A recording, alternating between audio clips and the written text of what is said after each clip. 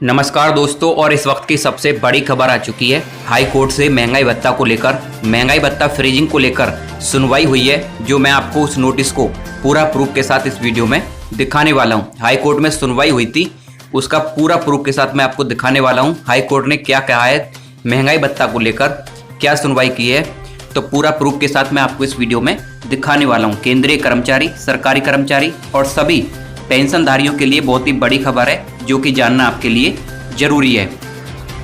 महंगाई भत्ता को लेकर हाई कोर्ट से बड़ी खबर आ चुकी है। तो इससे पहले मैं आपको बता दूं कि अगर आपने अभी तक हमारे चैनल को सब्सक्राइब नहीं किया है तो सब्सक्राइब कर लें और साथ में बेल आइकन दबा दें, ताकि हमारे वीडियो की नोटिफिकेशन आप तक पहुंच सके। और इसी के साथ ही साथ किसानों के लिए बहुत ही बड़ी खबर आ चुकी है। किसानों को 3 लाख तक का लोन बिल्कुल फ्री में दिया जाएगा। तो चलिए दोस्तों, पहली बड़ी अपडेट की बात कर लेते हैं। आज होने वाली कैबिनेट मीटिंग से पहले पीएम नरेंद्र मोदी और अमित शाह की अहम बैठक। जी हां, बढ़ते मामलों के बीच केंद्रीय गृह मंत्री अमित शाह ने प्रधानमंत्री नरेंद्र मोदी से मुलाकात की। बुधवार को होने वाली कैबिनेट बैठक के पहले सरकार के 2 शीर्ष नेताओं की बैठक का काफी महत्व है। लॉकडाउन खत्म करने और अनलॉक 1 के बीच महामारी के मामले लगातार बढ़ते जा रहे हैं और इस चुनौती भरे हालात से निपटने के लिए केंद्र सरकार की ओर से लगातार कोशिशें की जा रही हैं। बैठक में महामारी से निपटने को लेकर और तूफान के मसले पर चर्चा हुई। हालांकि इस बैठक के बाद ही पता चलेगा कि महामारी से निपटने के लिए अगली रणनीति क्या होगी। इससे पहले प्रधानमंत्री नरेंद्र मोदी ने देश के पश्चिमी तटीय क्षेत्रों में तूफान, निसर्ग के हालात यानी कि कारण उत्पन्न होने वाली स्थिति से निपटने के लिए की जा रही तैयारियों की आज एक बैठक में समीक्षा की है। और मौसम विभाग के अनुसार निसर्ग के बुधवार शाम गुजरात और महाराष्ट्र के तटीय क्षेत्रों से टकराने की आशंका है।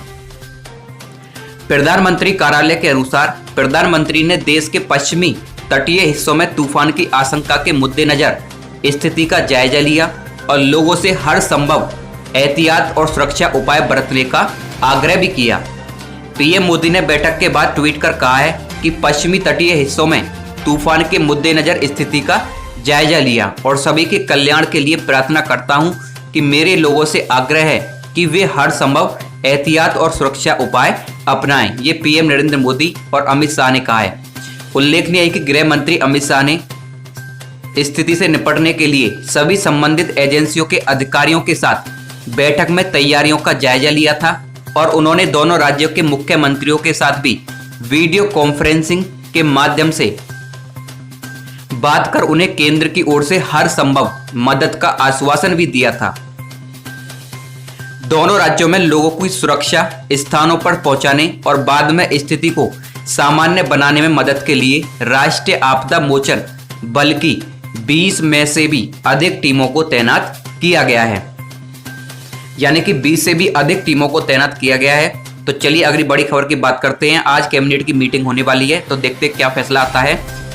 अगली बड़ी खबर है, दिल्ली बॉर्डर सील करने के खिलाफ हाई कोर्ट में याचिका, बताया अधिकारियों का हनन। जी हां, दिल्ली में संक्रमण के बढ़ते मामलों के मद्देनजर सरकार द्वारा दिल्ली के सभी बॉर्डरों को 1 सप्ताह तक सील किए जाने के फैसले को हाई कोर्ट में चुनौती दे दी गई है और यह याचिका वकील कुशाग्र कुमार की ओर से दायर की गई है।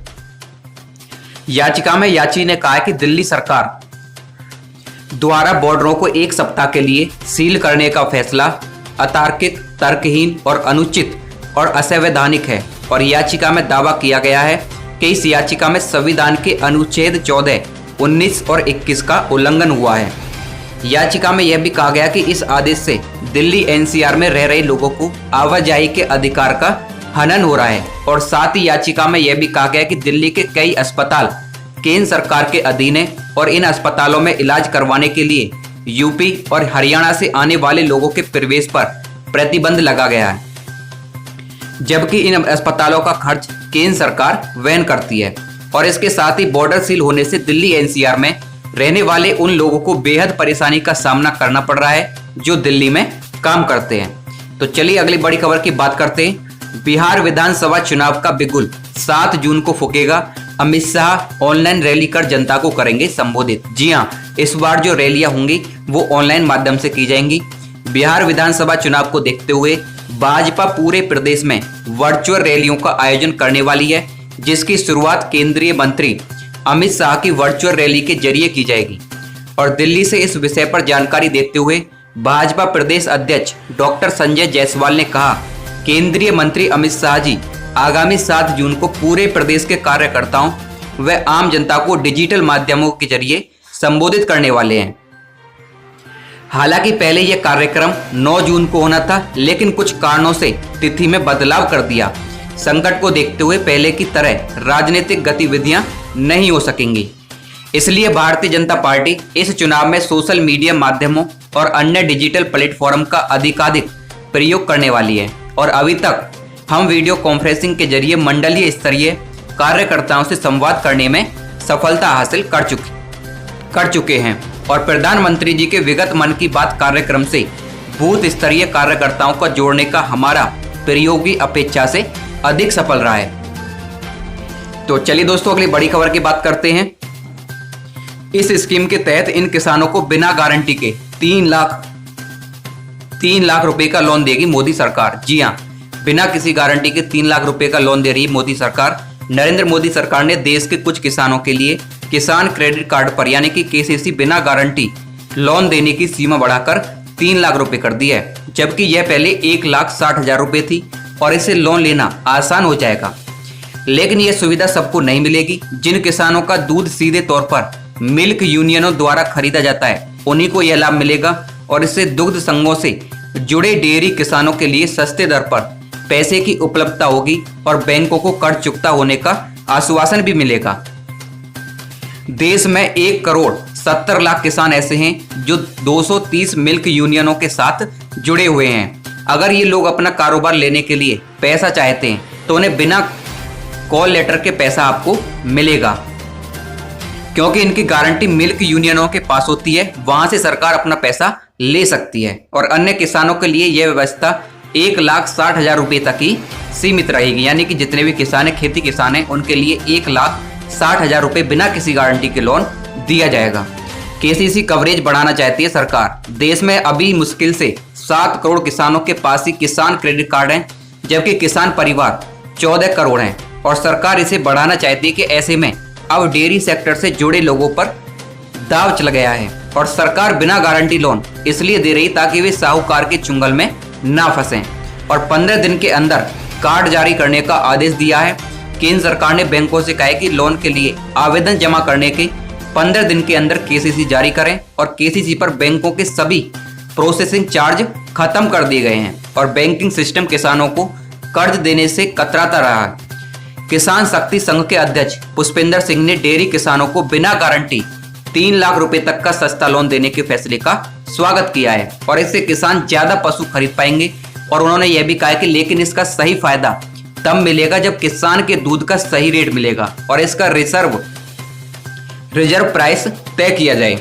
तो दोस्तों चलिए अगली बड़ी खबर की बात करते हैं। केंद्रीय कर्मचारी, सरकारी कर्मचारी जो हाई कोर्ट का फैसला क्या आया है महंगाई फ्रीजिंग को लेकर, यानी कि जो आपका महंगाई भत्ता फ्रीज कर दिया है, हाई कोर्ट से बहुत ही बड़ा फैसला आया है। जैसा कि आपको पता है, कर्मचारियों का महंगाई भत्ता रोके जाने का मामला हाई कोर्ट पहुंच गया था। दिल्ली उच्च न्यायालय में एक याचिका दायर करके महामारी के मद्देनजर सरकारी कर्मचारियों और पेंशन भोगियों के महंगाई भत्ते को रोक देने के केंद्र और आम आदमी पार्टी की सरकार के निर्णय को चुनौती दी गई थी। याचिका में कहा गया था कि सरकारी कर्मचारियों के महंगाई भत्ते को रोकने का निर्णय ऐसे समय में किया गया जब महंगाई बढ़ रही है। याचिकाकर्ता एन प्रदीप शर्मा ने कहा कि कोई वित्तीय आपातकाल नहीं है कि इस तरह का कदम उठाया गया है। केंद्र सरकार के आदेश के बाद दिल्ली सरकार ने भी ऐसा ही नोटिफिकेशन जारी किया था और याचिका में कहा गया कि केंद्र सरकार के इस आदेश से केंद्र सरकार के 50 लाख कर्मचारी और 61 लाख पेंशन धारकों पर असर पड़ा है और जरूरी चीजों जैसे कि पेट्रोल, डीजल और दूसरी चीजों की कीमतें बढ़ा दी गई हैं।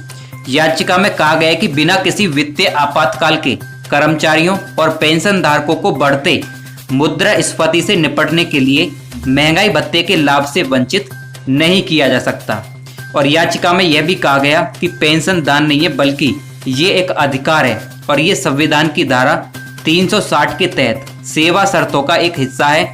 जिसे खत्म नहीं किया जा सकता है और किसी भी स्तर के कर्मचारी का महंगाई भत्ता का रोका जाना संविधान की धारा 21 का उल्लंघन है। और याचिका में यह भी कहा गया था कि संविधान की धारा 301 के तहत सैलरी पाना भी एक अधिकार है और ये एक स्थापित कानून है कि सैलरी मिलने में एक दिन की देरी सैलरी ना मिलने के बराबर है और इसे सरकार की मर्जी पर नहीं छोड़ा जा सकता है।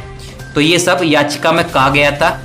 सैलरी पाने से रोकना कानून की मर्जी से ही संभव है, लेकिन आपदा प्रबंधन अधिनियम के तहत ऐसा कोई कानून प्रावधान नहीं है और याचिका में केंद्र सरकार और दिल्ली सरकार को निर्देश देने की मांग की गई थी कि वो कर्मचारी और पेंशनधारियों का महंगाई भत्ता रिलीज कर दे। लेकिन आज इसकी सुनवाई हुई हाई कोर्ट में, तो इस पर केंद्रीय कर्मचारी और पेंशनधारियों को कोई राहत हाई कोर्ट से नहीं दी गई है, यानी कि याचिका खारिज कर दी गई है। इस पर सुनवाई हुई लेकिन हाई कोर्ट ने हाथ खड़े कर दिए, इसमें आपको कोई राहत नहीं दी गई है। ये सिर्फ अब सुप्रीम कोर्ट के ऊपर छोड़ दिया है, जो कि मेजर ओंकार सिंह गुलेरिया जी ने याचिका दायर की थी सुप्रीम कोर्ट में। अब ये सुप्रीम कोर्ट के ऊपर है कि वो क्या फैसला लेता है, कितनी राहत आपको मिलती है। हाई कोर्ट से ये फैसला आया है कि हाई कोर्ट ने किसी भी केंद्रीय कर्मचारी और पेंशनधारियों को कोई राहत इस महंगाई भत्ते को लेकर नहीं दी है। तो दोस्तों, यह थी बड़ी अपडेट। हाई कोर्ट का बहुत ही बड़ा फैसला था। हाई कोर्ट ने इस पर कोई राहत आपको नहीं दी है। तो चैनल को सब्सक्राइब कर लीजिए और साथ में बेल आइकन दबा दें ताकि हमारे वीडियो की नोटिफिकेशन आप तक पहुंचती रहे।